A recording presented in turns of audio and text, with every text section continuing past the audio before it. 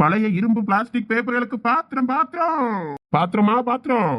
பாத்தியலாத்தே ஒண்ணுத்துக்கும் பிரோஜனம் இல்ல. ஊர்ஜா வாங்கிட்டு வாரேன்னு சொல்லுவீல்ல, இன்னைக்கு பாருங்க இவ்வளவு பணம் கொண்டு வந்திருக்கேன். நாளைக்கு ஒரு இடம் போறேன், அங்கேயும் இதே வேலைதான். அங்கேயும் இந்த மாதிரி பழம் ஒரு கூட பழம் தருவாத, வாங்கிட்டு வருவேன். 200 ரூபா சம்பளமா? எப்படி எனக்கு 200 ரூபா சம்பளத்துக்கு வேலைக்கு போறியா? அதுவும் கொல்லாமலம் பறக்க இந்த வேலைக்கு வேணாலும் போவாளாளா? என்னத்தே பொசுக்குன்னு இப்படி சொல்றீங்க? நீங்க எனக்கு காக்கா வரட்ட வேற கடலைக்கு போலையா? அது மாதிரிதான் இதுவும். அங்க போய் இருந்துகிட்டு நீங்க 100 ரூபா தானே வாங்கிட்டு வந்தீங்க. அது அவ புஷ்பம் போனா அவளுக்கு துணைக்கு நானும் போனதால அவ எனக்கு 100 ரூபா தந்தா. நானும் உங்களுக்கு வேலை செஞ்சுட்டு 200 ரூபா வாங்குவா. இவ்வளவு 400 500 ரூபா சம்பளம். நீ 200 ரூபாய்க்கு என்ன குளத்து வைக்க போற? ஏதோ ஒண்ணு வருதா இல்லையா? அதை மீறி நான் அங்க முந்திரி கொட்டை எடுத்துட்டு வருவேன், குந்திரி பழம் எடுத்துட்டு வருவேன். எல்லாம் எடுத்துட்டு வரும்போது எல்லா கணக்கும் சரிதான். ஆமா, இவ்வளத்தையும் என்ன வச்சு என்ன பண்ண போற? மாட்டுக்கள்ளி போட போற அவ்வளத்தையும்? மாட்டுக்கா? இது ஜூஸ் எடுத்து குடிப்பேன். குடி குடிச்சிட்டு தொண்டையே அடுத்து வராம தொண்டை எடுத்துட்டு சாவு. உங்களுக்கு வேணுங்கதை எடுத்துட்டு வைங்க. முந்திரி கொட்டை 10 ரூபா. நான் லட்சுமியை கேட்டா தந்துருவேன்னு சொல்லி வாங்கி வச்சிருக்கேன். கொஞ்சம் பேருக்கு திருப்பி கொடுக்கணும், மீதி நம்ம வச்சுக்கிடுவோம். முந்திரி விலை என்ன விலை விற்குது கடையில?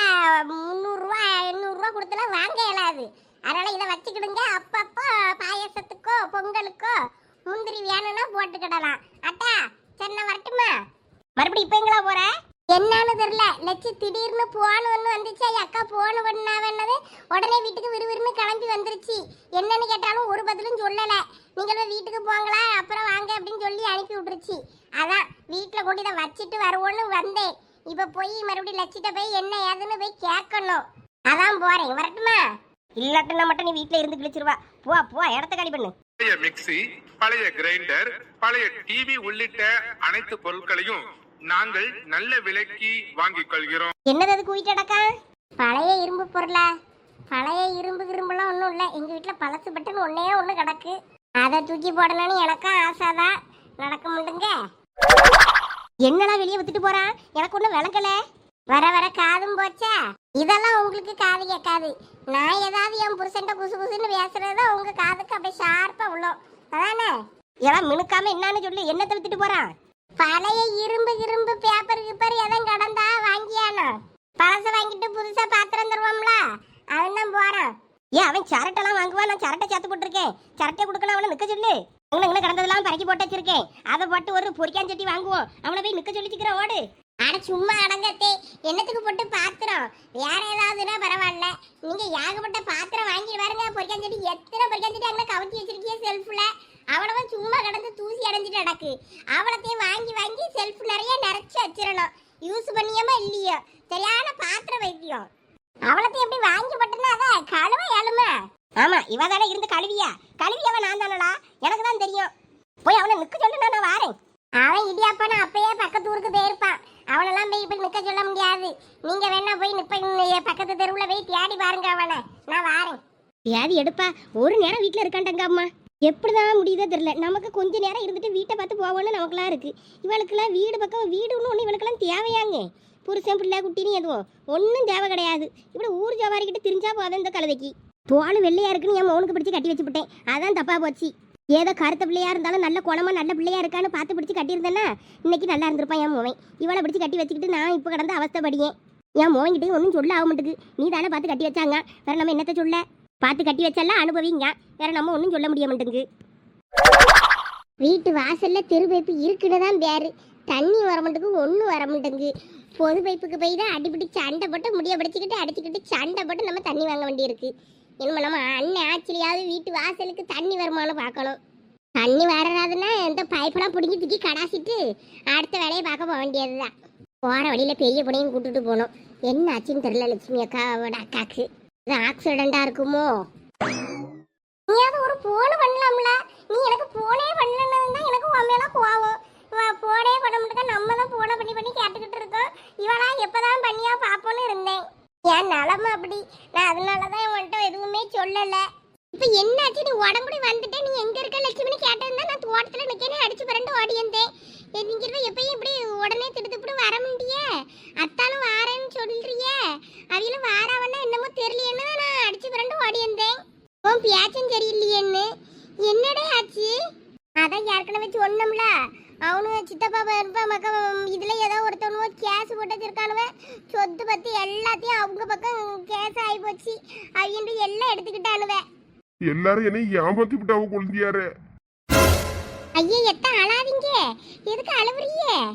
எப்படி இருந்த மனுஷனை இப்படி ஆக்கி விட்டானுவல்ல. யாரு பச்சை குழந்தை மாதிரி அழியாரு. இன்னைக்கோ நாளைக்கோன்னு வயசுக்கு வர பிள்ளைய வச்சுக்கிட்டு நான் இன்னைக்கு வீடு இல்லாம நடுத்தருவுல நிக்கேன். ஐயா அத்தா அழாதீங்க, நம்ம வீட்டுக்கு வந்துட்டீங்கன்னா எல்லாம் சரியாயிரும். அழுவாதீங்க அத்தா. எவ்வளவு சொல்லு, அங்க பாரு குழந்தை கிடங்க அழியாரு. இந்த மனுஷனை இப்படி நான் அழுது பார்த்தது இல்லையா, கல்லு போல இருப்பாரு.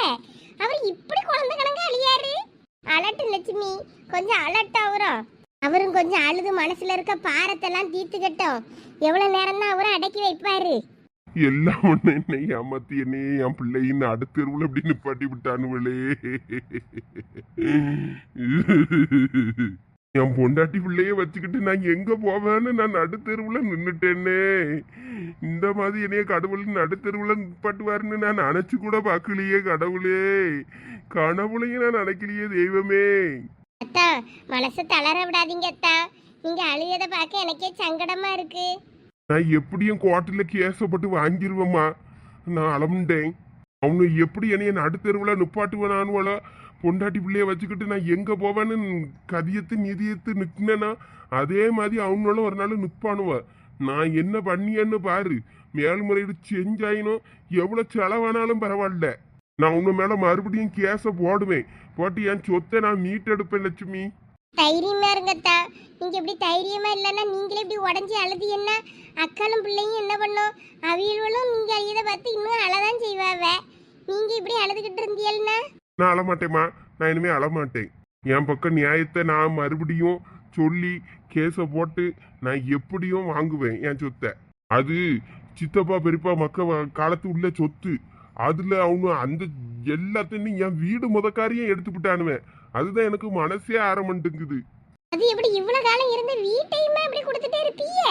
அவனு பத்திரகத்திரெல்லாம் ஏதோ கேட்டானுவன்னு நானும் ஒரு டைம் கொடுத்துக்கிட்டேம்மா.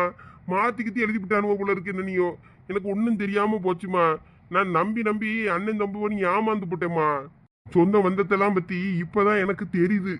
என் பொண்டாட்டி அப்பவே சொன்னா, அவ பேச்ச நான் கேட்காம விட்டுவிட்டேன். அதனாலதான் நான் இந்த நிலையில வந்து நிக்கேன். இங்க அம்மா அப்பா இருக்கும்போதே அவையல்வ ஏமாத்தி வாங்கியிருக்காவ. அது ஏதோ அது நமக்கு ஏதோ தெரியாம இருந்திருக்கு. அதனாலதான் இந்த பிரச்சனை. எப்படியும் நான் கேஸை போட்டு வாங்கிருவோம்மா. கொஞ்ச நாளைக்கு இங்க இருக்கிறதுக்கு மட்டும் கொஞ்சம் அனுமதிச்சுக்கம்மா. ஐயே நீங்க எவ்வளவு நாளுனாலும் இருங்க. இங்க இருக்கிறதுனால ஒரு பிரச்சனையும் கிடையாது. சகல ஏதோ சொல்லுவாரம்மா. ஐயா அவரு ஒன்னும் சொல்ல மாட்டாருத்தா. அவிய அங்க இப்ப பணம் கட்டல, அங்க 6 மாசம் பையனுக்கு அங்க கிடக்காரு. அது நானும் அப்பப்ப போயிட்டு வருவேன். அவர் அங்க சுவார்கறி ஆக்கி தின்னுக்கிட்டு அங்க கிடக்காரு. அதனால அவர் இப்ப இங்க இல்ல. வேணா நான் அவரு வேணா சொல்லட்டுமா? அவர் வருவாரு.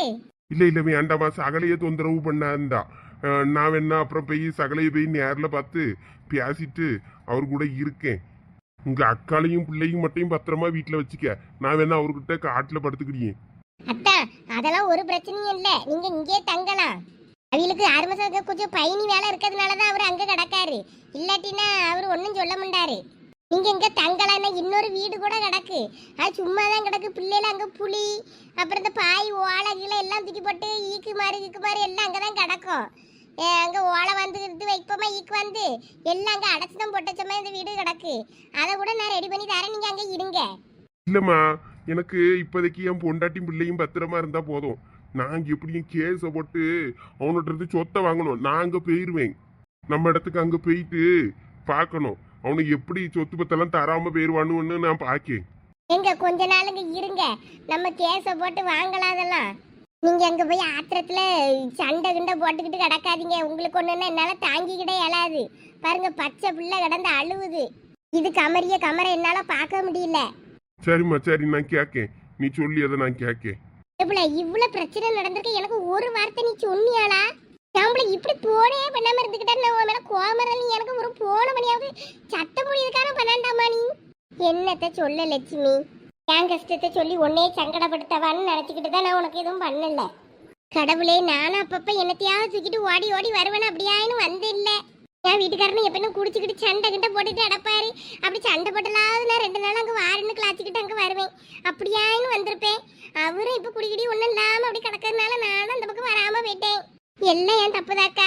நீ எதுவும் நினச்சிக்கிடாதக்கா. நீ எவ்வளோ நல்ல நாள் அங்கே இரு. பிள்ளைய பள்ளிக்கூடத்துக்கு அனுப்பணும். அதுதான் எனக்கு சங்கடமா இருக்கு. இன்னும் பள்ளிக்கூடம் இன்னும் 2 வாரத்தில் திறந்துருவாவே. அது கடந்து கஷ்டப்படியது தான் தாங்க இயலல எனக்கு. பிள்ளைய டிசி வேணா வாங்கி இங்கே சேர்த்து விடுவோமா? வேண்டாம், இப்போதைக்கு பார்ப்போம். பிரச்சனைலாம் எப்படி ஆகுது என்ன ஏதுன்னு பார்ப்போம். அழாதம்மா என் பிள்ளை. நீயும் கடந்து கஷ்டப்படணும்னு உன் தலையில எழுதியிருக்கு. சாப்பிடுறியாம்மா? பசிக்கும்ல? வேண்டாம் பெரியம்மா. வரும்போது பிள்ளைக்கு சாப்பாடெல்லாம் வாங்கி கொடுத்து தான் கூப்பிட்டு வந்தாரு. அதெல்லாம் பிள்ளைக்கு வயிற்றுக்கு ஒரு குறையும் இல்லை. நம்ம என்னென்னு கிடந்தாலும் பிள்ளைய பட்டினி போட முடியாதுல்ல. அதெல்லாம் வரும்போது ஹோட்டலில் சாப்பிட வச்சு தான் கூப்பிட்டுட்டு வந்தாரு. எங்களுக்கு தான் சோறு கறி ஒன்றும் இறங்கலை. பிள்ளைய சாப்பிட வச்சு கூப்பிட்டு வருவோன்னு கூப்பிட்டு வந்தோம். நீ ஒரு வேளை தோட்டத்தில் நிற்பியோன்னு தோணிச்சு. அதான் சரி எதுக்கு ஒரு போன் அடிப்படை அடிச்சா நீயும் தோட்டத்தில் தான் நின்றுருக்கா. ஆமா, நீ சொன்னது என்னமோ ஒரு மாதிரி பேசுறியே. வந்துக்கிட்டு இருக்கேன் அத்தானும் ஆறாவன்னு சொல்லவும் தான் எனக்கு ஒன்றும் ஓடலை. சரின்னு உடனே அள்ளி கட்டிக்கிட்டு எல்லாத்தையும் கொண்டுக்கிட்டு ஓடி இருந்தேன். ஒரு பழங்காட்டில் இடக்கிறதுனால தோட்டத்தை பார்த்துட்டு இருந்தேன் தண்ணி பாய்ச்சிக்கிட்டு. இந்த பிள்ளைகளும் ஆளுக்கு ஒரு தசையில் போயிட்டாலும் இன்னைக்கு எங்கேயோ வெளியே போகிறேன்னு காலேஜுக்கு போகிறேன்னு ஒருத்தி போனா. இன்னொருத்தி நம்ம ஃப்ரெண்டு வீட்டுக்கு போகிறேன்ட்டு போனா. ஆளுக்கு ஒரு பக்கமாக போனாலுவே. சரி நம்ம இப்போ தோட்டத்துக்கு போவோன்னு நான் தோட்டத்துக்கு போனேன். நீ போன் அடிச்சதான் அந்த ஆளை ஓடி வந்துட்டேன். சோறு கறி எல்லாம் எடுத்துகிட்டு போனதெல்லாம் அந்த ஆளை கொண்டுக்கிட்டு. சரி நீ போய் சாப்பிடு. இல்லை பசிக்கலை. நான் 10-11 மணிக்கு தான் கஞ்சி குடித்தேன். அதனால் பசிக்கலை. எனக்கு பிள்ளையில நினச்ச உடனே நினச்சதான் வருத்தமாக இருக்குது. ஒன்றும் இல்லை லட்சுமி, சரியாயிரும். நீ போ, நீ போய் சாப்பிடு. அத்தான் வாங்கத்தான் உள்ள கொஞ்சம் படுங்க, படுத்து எந்திரிங்க. இவரு எங்கள் வீட்டுக்காரு படுக்கிற ரூமில் கட்டிலி சும்மா தான் கிடக்கு. போய் படுங்க அங்கே உள்ள. ஆமாம்மா, கொஞ்சம் படுக்கணும் பத்துக்கு. ஒரு கண்ணுக்கு தூக்கமே இல்லை கொஞ்ச நாளா. போங்கத்தான் போய் அவர் ரூமில் போய் படுங்க. சரி ராணி, நீயும் பிள்ளைய வச்சுக்கிட்டு அப்படியே அழுதுகிட்டே இருக்காத. கொஞ்சம் சாப்பிடு. சாப்பிட்டுட்டு நீயும் வேலையை பாரு. அதே நினச்சிக்கிட்டு இருக்காத, எல்லாம் சரியாயிரும். பார்த்துக்கிடலாம். சரிங்க, நீங்க போய் கொஞ்ச நேரம் தூங்குங்க. நான் பார்த்துக்கிட்டேன் பிள்ளைய. ஆ போக்கா, நீயும் பிள்ளைய கொண்டு உள்ள போய் கொஞ்ச நேரம் படு. சரி லட்சுமி. அம்மா வா, உள்ள வந்து கொஞ்ச நேரம் படம்மா. படுத்து தூங்குவா. சரிம்மா. எங்க அக்கா இந்த நிலைமையில வந்து நிக்கால. என் மனசே உடஞ்சி போச்சே. லட்சு, லட்சு. உமா சத்த மாதிரி இருக்கு. இப்ப என்னத்துக்கு வந்தா? கொல்லாங்கொட்டை எதுவும் கொண்டுகிட்டு வந்திருப்பாளோ? அதுக்குள்ளதையே கொட்டையெல்லாம் பிச்சு எடுத்துட்டா பழத்துல இருந்து. சரி என்னன்னு போய் பார்ப்போம். வாரேன் இரு. எல்லாம் இப்போ தானே தோட்டத்துல இருந்து அறக்க பறக்க ஓடி இருந்தாவ அவி அக்கா வரவன்னு. இந்த நேரத்தில் நம்மளும் போனால் நல்லாவா இருக்கும். என்னையும் இதுக்கெல்லாம் தரத்தரன்னு இழுத்துக்கிட்டு வாரா. எங்க மாமியாரும் வரைக்கும் கூட்டிட்டு டக்கு நான் போகணும்லா. அட இருளா, போறேன்னு பறந்துகிட்டு இருக்கா. லட்சுமி அக்கா எப்போ வந்தாலும் முறுக்கு இருக்குன்னு மிச்சரு அது இதுன்னு ஏதாவது பண்ட பழக்காரன்னு அங்கேருந்து நிறைய கொண்டு வரோம். ஓடங்குடியிலையும் ஏதாவது வாங்கிட்டு வரோம். நம்மளும் ஐயா கூட போய் உட்கார்ந்தோன்னு ஐயா அவங்க கிட்ட கதை கேட்டு காப்பி குடிச்சு முறுக்கு இருக்கலாம் சாப்பிடலாம். அதுக்கு தான் இப்போ உடனே இழுத்துட்டு வந்தேன். அட பியாதி எடுப்பா, ஒரு முறுக்கு கண்டியா இப்படி என்ன இழுத்துக்கிட்டு வந்த? என்னதான் வீட்டில் நம்ம வாங்கி போட்டது இருந்தாலும் விருந்தாலும் வாங்கிட்டு வந்த முறுக்கு ஒரு தனி டேஸ்ட் தான். அது எப்படி தனி டேஸ்ட் ஆகும்? அதே கடை அதே இது, அதில் தான் நம்மளும் வாங்கி போயிட்டு போட்டிருப்போம். அப்புறம் என்ன டேஸ்ட் தனியாக உனக்கு அதில் தெரிய போகுது?